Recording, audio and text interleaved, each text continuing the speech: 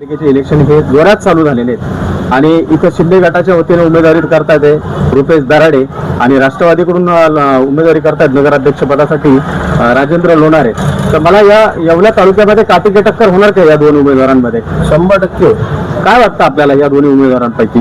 या दोन्ही उमेदवारांपैकी आता दराड्यांचं जरा वातावरण चांगलं आहे. दराडे यांचा बालेकिल्ला शाबूत राखू शकतात का? राखू शकतात ना, कारण त्यांचे कामं पण आहेत, कामं करतील पण पुढे ते त्यांच्याकडे यंत्रणा आहे तेवढी. बर.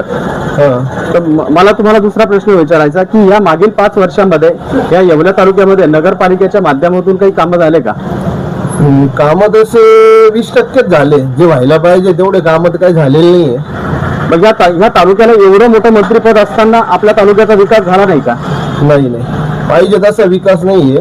मग आता तुमची मतदाराची अपेक्षा कोणाकडून आहे आता यावेळेस? आता दराड्यांकडून आहे. मागच्या वेळेस दिला भुजबळ साहेबांचे माणसं होते, बीजेपीचे होते. अच्छा, आता बघू एकदा चान्स देऊन गावच्या माणसाला.